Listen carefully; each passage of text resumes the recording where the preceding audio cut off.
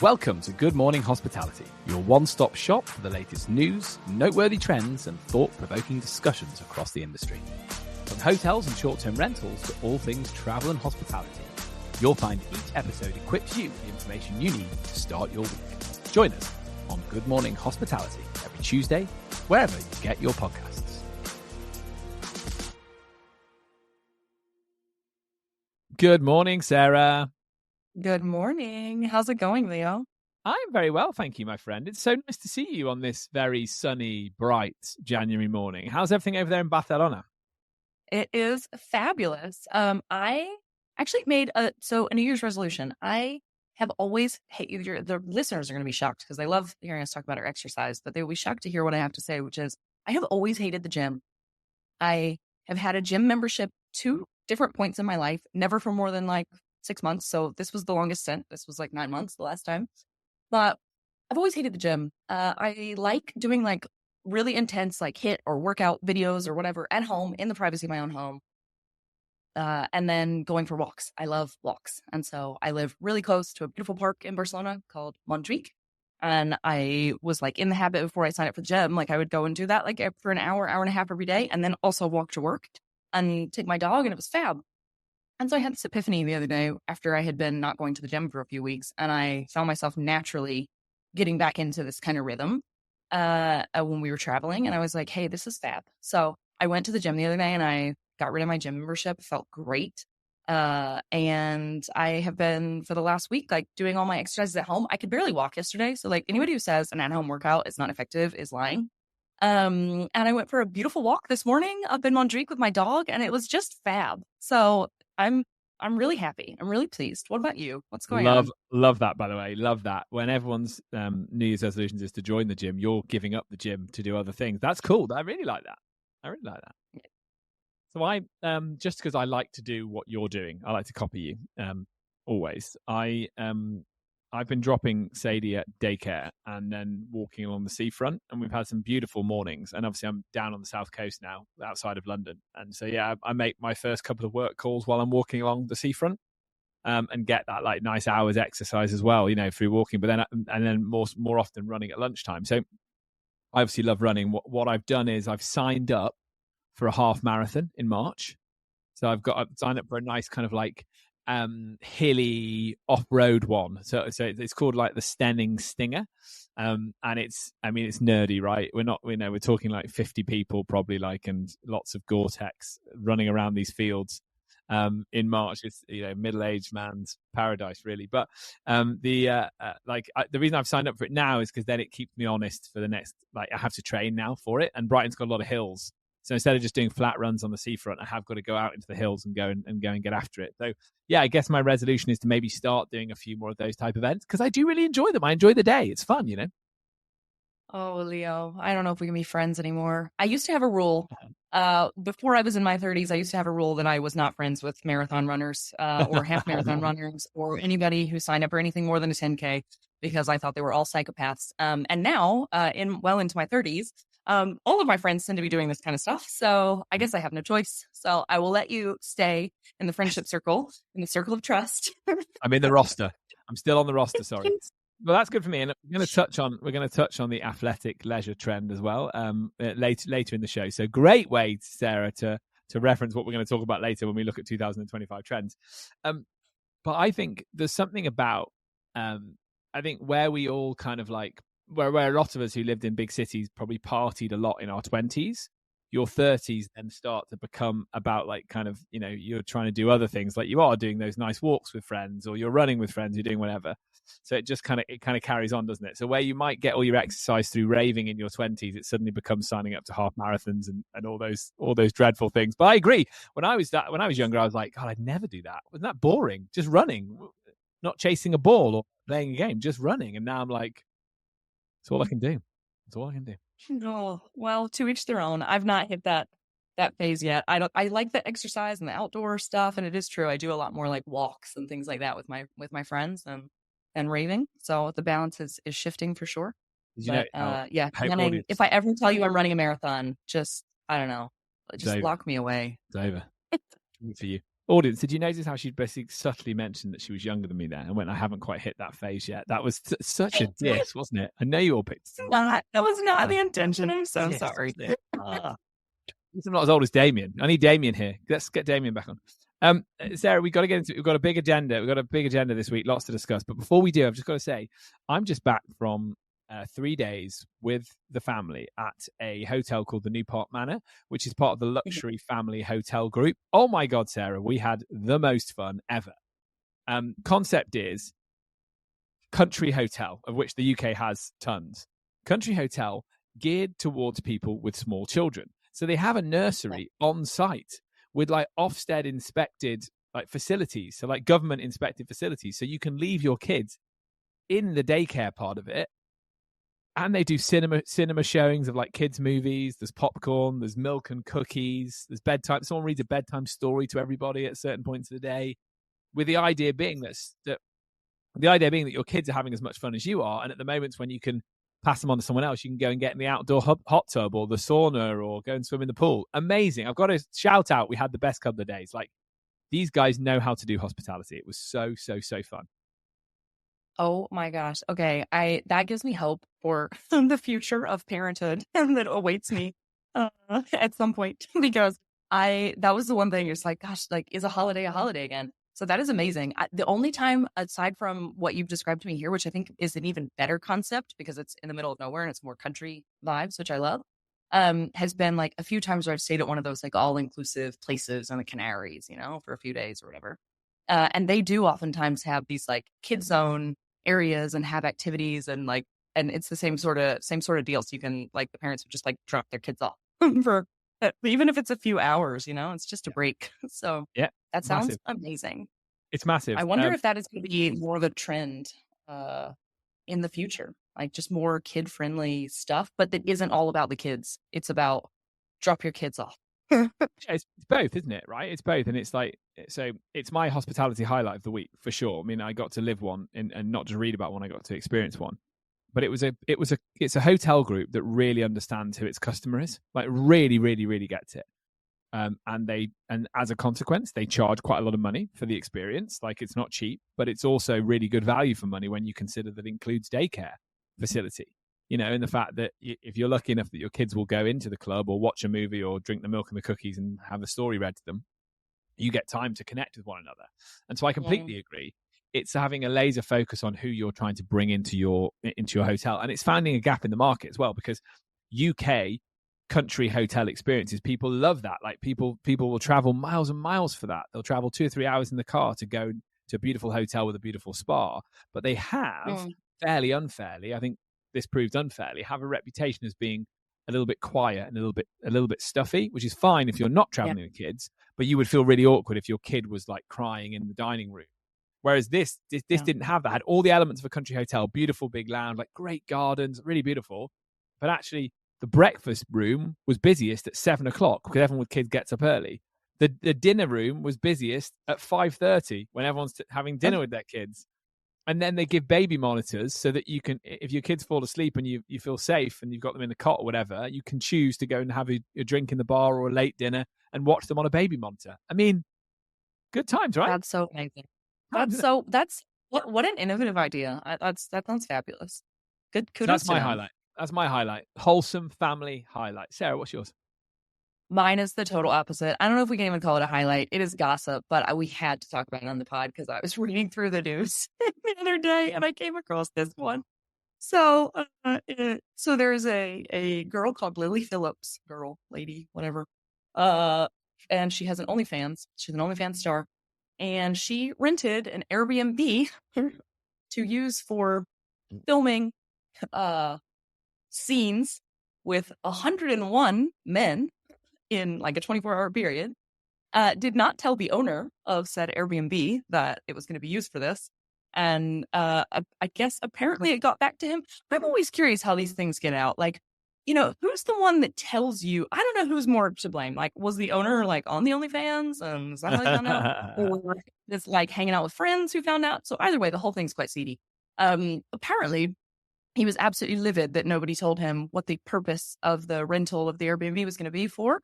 But he did admit that they left it absolutely spotless. So even cleaner than than when they got it, when he turned the keys over. So I just found this to be super interesting. I know we're always talking about, especially when we get into some of the big city regulations and things like that. There have been times on the pod where we've talked about, renting out a property for events, which does not fall under the same category. Like it is, because it's a different type of license, or it's a different type of rental, technically, if you're doing it by the hour or for filming or something like that.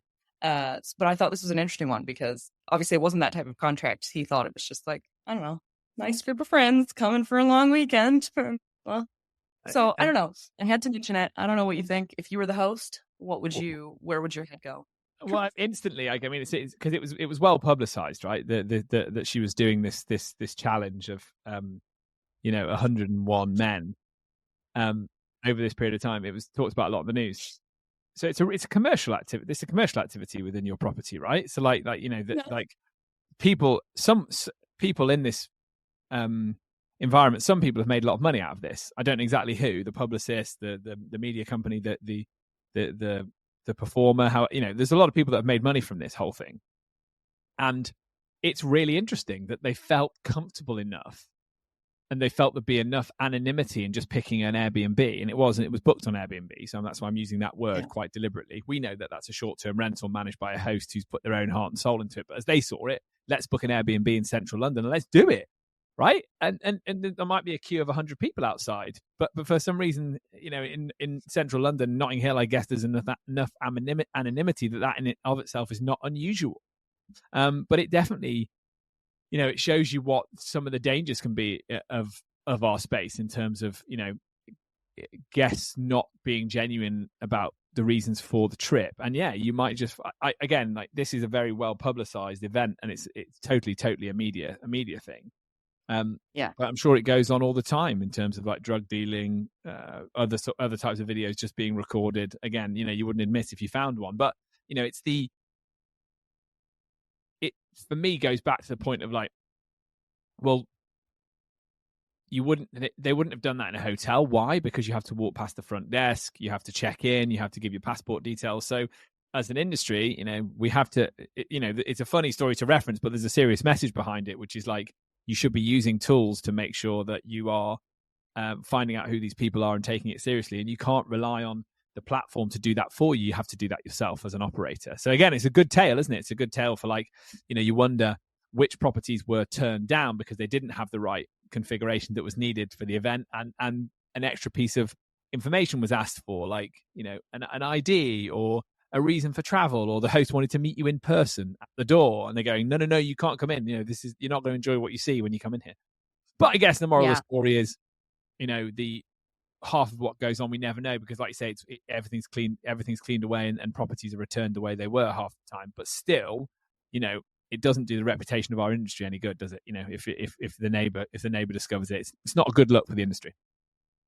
Yeah, I think for me, this is really interesting because in the States, actually, several years ago, I had a conversation with several people, and I think it had legs, and the project is still going as far as now. I cannot remember the name of it for the life of me, but it was a special platform designed specifically for this. So it was hosts who had usually like luxury properties and wanted to rent them out, not always for seedy activities. A lot of times it was just for like photo shoot or for something like that. And the host could approve all of the activities, but it was very transparent as to what was going on. And it was a commercial activity. And so the contracting was different. The fees were different. And nobody was under any guise that some nice couple and their friends were going to stay there, not that this lady isn't a nice lady. Maybe she is. I don't know. But, I think that's what's important. It's being truthful about kind of the use case rather than that. And you're absolutely right. In a hotel, it wouldn't happen. So I think there are ways to go about this in a different way that doesn't necessarily imply hiring an Airbnb. So anyway, thought it was an interesting. I feel like I enjoyed it. No, it is really interesting. Yeah, it is really interesting, and it is. It's our industry in the news, and not for necessarily the best reasons. But again, I like the fact that you talked about that.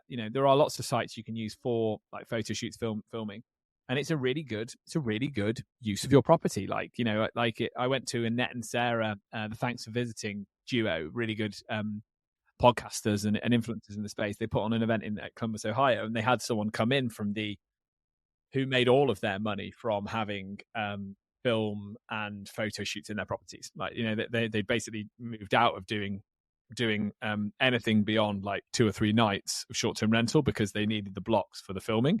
So they did very, very short-term rental. And they were not looking for Nirvana for them was not a 2-week short-term rental booking. It was using short-term rental for the around these film shoot bookings. They were making a ton of revenue, but the wear and tear was like excessive. So you charge a lot for it because you have got to you're repainting every 6 months. It's not every 5 years, or I don't know how often you repaint with a short-term rental. It depends, right?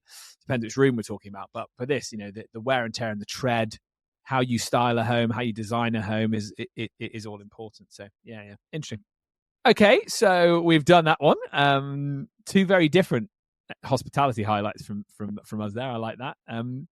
Let's talk. Here we are at start of 2025. We were back and forth this week chatting away, and we found this article in Condé Nast Traveler, great magazine, around what will be the biggest travel trends to expect in 2025. Sarah, do you want to start us off? Yeah, I do. So I had quite a few. I think our goal was to pick like 2 each to highlight, but I had quite a few, but I think they go really well together. So where my head goes is that I'll kind of list them and then group them. So these are the ones that really caught my eye. One was enoturism, but in so wine tourism, but in lesser known places. So not going to Bordeaux or Tuscany or somewhere like that, but going to different types of areas. Maybe somewhere, I don't know, like in Catalonia. Where I live, within an hour and a half drives of Barcelona. There's so many different options that you could go for local wineries, maybe for regions that are less known, rather than just going to Rioja in Spain, which is quite famous. No, another one is called JOMO, which is joy of missing out. So rather than FOMO, fear of missing out, it is like, no, I want to totally disconnect. I want to go away and not speak to anyone, and I'm going to turn my phone off, and I'm going to delete Instagram off my phone for a week and to go somewhere remote. And I have lots of friends who are doing this. So I think that was an interesting one for me to see, because I have a friend right now who is in Lanzarote in the Canary Islands, and she like sent a message to the group chat, like, I'm signing off. I'll talk to you guys in a week when I'm back. And she'll randomly send a picture every now and again, but like, that's it. And so I thought that was really interesting. I love that. Families. I love there's a company as well. I think they've been on the US. I think they've been on Good Morning Hospitality US. I think Michael Golding has had them on Unplugged, which is a guy called Hector, who it's about a digital detox, right? So it's like phone is off, you're in a field, you can either do it as a team, a big family, or do it on your own, right? But you actually you get away from the trappings. And I think a lot of what we're seeing is the younger generation as well, and not necessarily craving the big city experience. They are craving that escape from the crowds. And I like what you said about the fact they are linked here. Your first 2 are certainly linked, aren't they? It's like, how do I get away from the crowds and either go somewhere where I'm completely unplugging, or I go to a less known vineyard. I think, I don't know if it's the same in the US, Sarah, you'll be able to comment, but I feel as Europeans, culturally, there's currency in being the first person to have done something, to have explored something, and to have discovered something. People want to find the road less traveled. I don't know if that's the same for Americans, but certainly the case for Europeans, I think. Yeah, I don't know how good of the accent would lie, but I don't know how good of a pulse I have on the States anymore. I haven't lived there like all of my adult life, basically. And all my friends talk about is, like having kids and day-to-day stuff and insurance and boring stuff. We're in our 30s. That's me. That's what I talk about. Why are you about? All I hear is like, man, our insurance premium went up and daycare was $15,000 last year. And like, come on, guys. So I don't know. I definitely, I think for me, it is a lot more about the sustainability of travel, and not in the traditional sense, but more in the sense of like something that is budget friendly, something that doesn't mean that you have to leave your kids with grandma and granddad and you can take them with you. Like, one of the other trends that kind of caught my eye was this idea of a family sabbatical or a long honeymoon, which is where you kind of combine some holiday and some work from home because of that flexibility, and take a much longer stay, which I think is something that's really interesting, that we've been seeing a trend in our industry for a while. And it definitely benefits the short-term rental industry, because when you go for more than like 5 days, all of the research suggests that people in general prefer a short-term rental because they prefer that more kind of home like feeling.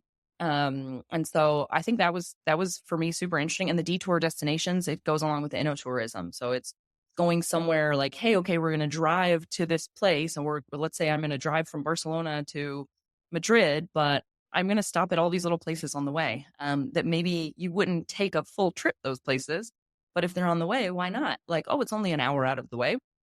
And so I think these are things that we're going to keep seeing. And even if it is only an hour away, I've talked to quite a few people who then like will make a night of it. Oh, we made this little detour, and there was this I found this beautiful country home on Airbnb, and we rented it for a night or two and decided to take a little break in the middle of the longer trip or something. And it might be a town of like 10 people, where you wouldn't normally think to go there on vacation, but I think it's really cool. I think it's really beneficial to our industry, especially given all of the regulatory stuff that's going on in the big cities. So I agree. I think that it's such an interesting trend to discuss, the idea that like your little town where you found this beautiful old house that you've converted and turned into a short-term rental might seem like quite run-of-the-mill and normal to you, but will seem really magnificent to someone that lives in the city.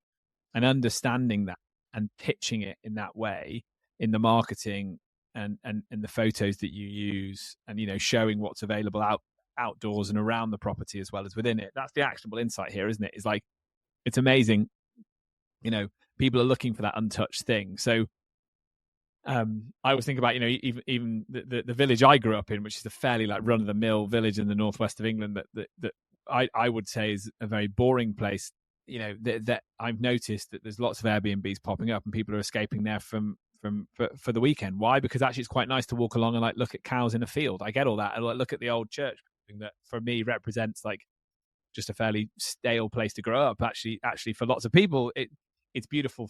There's beauty in that for a couple of days. And I also think, again, back to our point of the heavily regulated urban market means that when people are looking and searching on the map, they're going to find less inventory in the city and find more on outside it. So naturally, we'll maybe think about that as a holiday type. It does make me think that if I was an urban property manager, it's worth thinking about the villages surrounding your cities, right? And thinking that is there an opportunity, like, can I stretch my operations and go 20 miles in this direction or 15 miles in this direction and just try and pull this into my ecosystem? I've got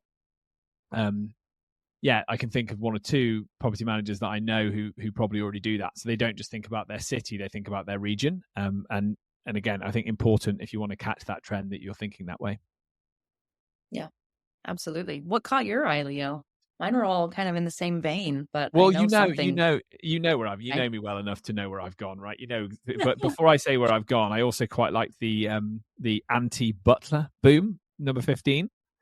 So interesting trend here about the idea that like luxury hospitality is evolving. So with travelers seeking out private, personalized experience, something more like a home that emphasizes autonomy and the ability to relax and informality rather than a stuffy restaurant bar and a waiter wearing a suit and tops and tails and pouring your champagne for you. So whether it's in a home or a hotel that's presenting itself to be more like a home, informal luxury hospitality does seem to be a trend that we're talking about, which I think is very exciting. And I think it's true, isn't it? Like, people don't want to think they've got to dress up to go on holiday. The opposite. They want to dress down. They want to relax. They want to unwind. And I think that, again, to me, it says that if you found a nice piece of land and you feel like there's the ability to build a really nice luxury short-term rental on it, it's probably worth doing, right? And for your own use and other people's use, because the price you can charge, people are starting to see the value in that. If it has all the trappings of a really nice hotel, as in if it has a pool, if it has a tennis court, but you have the privacy, that you're going to have you're going to have a great time. And we once a year we always try and go away as a wider family, and we've never once looked for a hotel because we want like a big space with like a games room and a tennis court. We want all those things so that we can just like hang out, and it's like it's like an adventure holiday for a couple of days for kids and things like that. So it's not just in the luxury space, it's also in like different types of lodging experiences that we can think, as a short-term rental industry, we can think of ourselves as providing that some of the experiences you would have had in the traveling you've had in a hotel, we should think about bringing them into homes, because I think people are looking for it. Mm. But you know the one that really caught my eye. You know me. I know what else caught your eye. There was only one mention of this type of trend, and I knew it was going to be one of yours. So athletic adventures. You teed me up at the start, didn't you? So they're saying the thing I guess I would say about this Condé Nast article is they're talking about this as a new trend. I would say this has been the case in my friendship circles for probably, I'm not going to reveal my age, because we all know Sarah likes to say how I'm in this older stage, but we've probably been doing holidays like this for sort of 5 to 7 years, I would say, of you go away, but with you go, in my case, I've gone away and I've run marathons in different cities around the world, right? And so you're having, look at Sarah's face. She can't. She's trying to not look disdainful at that. I love it. So a group of you go away and you all stay in properties, run the marathon, and then go out and have a great night out, have dinner, stay for a couple of days, enjoy the city. You know, that's like event day holidays, and I've done a load of those over the years, and I think that a lot of my friends are still doing them who haven't got kids, or kids a bit older. They're still very much doing them. Then there's also the ones where you're trying to, I guess, train in something. So people that might be really into a certain thing, or they're training for a triathlon, they're training for a marathon, they love their cycling. They go and pick somewhere really picturesque, and they just do a week of like these training rides. Like I've always thought it about the cycling thing, like the Alps in the summer. The Alps in the summer versus the Alps in the winter, where everyone's there to ski. Like cycling is the trend in the summer that's driving. Like accommodation providers in the Alps will tell you this. Like, thank God for the cyclists who are coming in and want to run, who want to ride up these hills, while in the winter people want to ski down them. So I think this has been growing for a number of years as a trend. And I think that I've kind of said actionable insights, right? If you're a property manager, you've got to think about what you can talk about in your area. Around, you should be blogging about it, you should be doing YouTube videos about it, you should be doing stuff around what and trying to pull it into different events that happen in your area. But also, like, again, if you're in a hilly area, you should definitely be going for cyclists. If you're in a coastal area, why not be targeting people that are training for a triathlon? There are lots and lots of different trends. What they've picked up here in the article is like the growth in racket sports, which we know is really true, like paddle in Europe, pickleball in the US, and then obviously the wellness trend as well. So people wanting to do yoga retreats and things of that nature, really, really, really big. And if you're in an area that is well catered for that sort of thing, you should absolutely be referencing it, because people will travel if there's 3 or 4 really well-known yoga studios in an area, and then they also, you can also drink wine and have a fun holiday as well. So it's not just all about being virtuous. It's about, I guess how I would see it is about making sure that when you go away, you don't just do the drinking of the wine and then come back 2 weeks later feeling terrible. It's about balancing it a bit, like, probably when you went away hiking in the Alps, right? Like, you kind of earn the wine that you drink in the evening because you've done a lot of hiking in the day, right? Yeah, that's true. Whenever I get on my high horse about like, oh my gosh, I would never do a marathon, or I don't understand long distance bikers. Some of my friends are like, I don't understand you going for a 12-hour hike. That sounds miserable to me. Like, what do you mean you did 20 kilometer hike? That sounds awful. And to me, it's wonderful. So I do get it, I guess.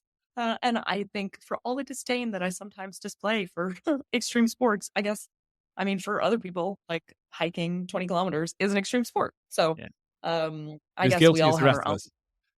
I will withhold judgment. Yeah, you're I am. What I like I'm as guilty and old as everyone else. We're all the same. We're all the same, Leo. What I liked about that was I managed to pull you in. I hooked you in at the end there after saying about your hiking trip. So yeah, no, I think that one genuinely is really interesting. Again, I think we've talked about it before on the pod as well, but again, thinking about what's in your natural environment and how you create content around that is clearly, like, I've seen loads of property managers doing that incredibly well. Shout out to Rafi over at OVO Network, our friend Rafi from the pod, who does an amazing job, I think, of selling the virtues of a holiday in that part of the world, and also thinking about it we go back to this ecological footprint as well, which is so big in Europe in terms of people thinking about like how their holiday is having impact on the natural environment as well. Like that type of thing. I think France is quite progressive in that in that respect as well. So I definitely think that's a travel trend, isn't it? Is looking at what is the impact I'm having during my trip as well, versus if I'm there to do if I'm there to kind of run around in the fresh air in the hills, I'm probably likely someone that's also interested in making sure that I'm doing it in a way that's not trashing the natural environment. So again, I think we should be thinking about those trends as well.